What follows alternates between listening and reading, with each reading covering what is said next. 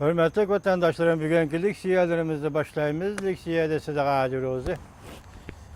Washington'da sözleyimiz. Ben bugün sizlerge huzur koyduğunum. Sizlerge 5 parça leksiye tayyorlagan edim.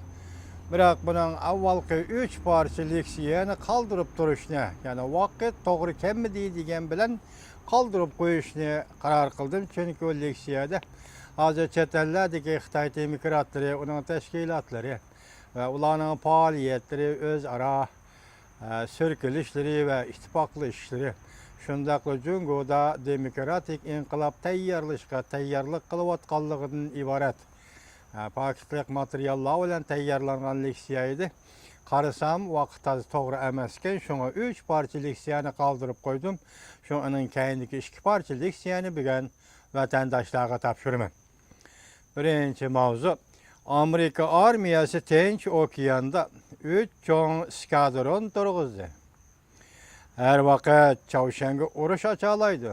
Mavzuli xabar 8 ayning 13 kuni Vanvitor betida e'lon qilindi. Xabar bundoq boshlandi.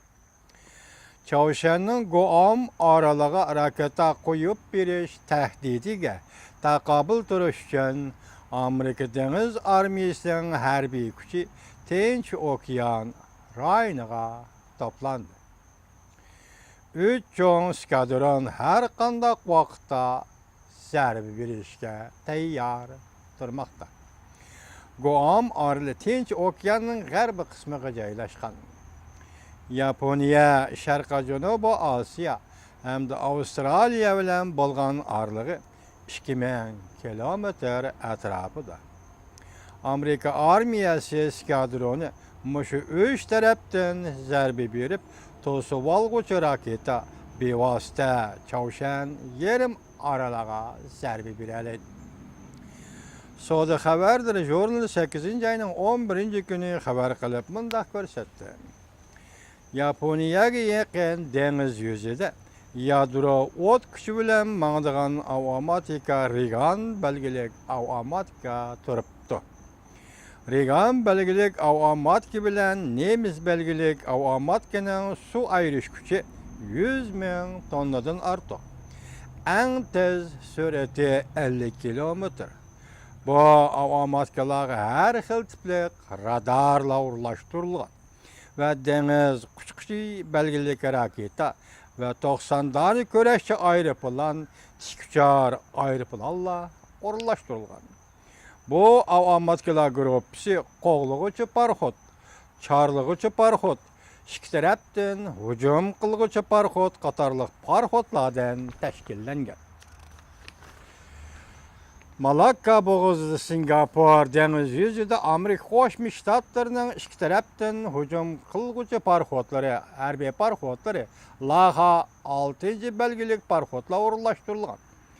Bu tikkuchar aeroplan bilan ikki tarafdan hujum qiladigan harbiy parxodlar.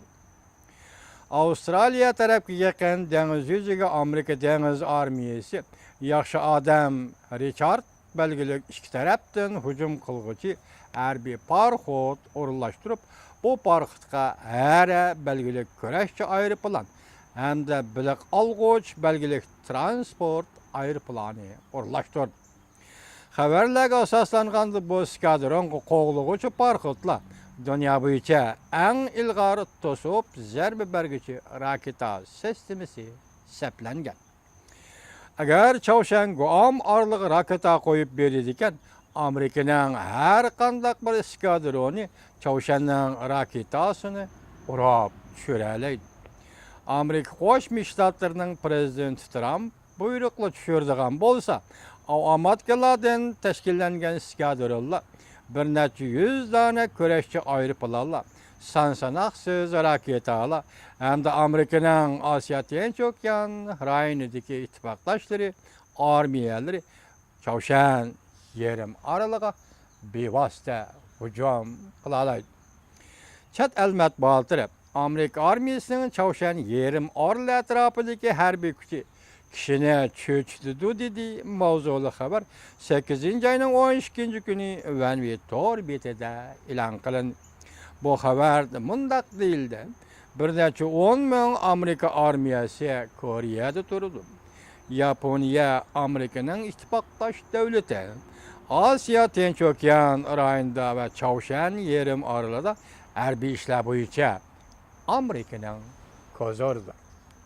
Yani Yaponiya hərbi işler ve ittifaqdaşlık boyunca Amerikanın kozordur.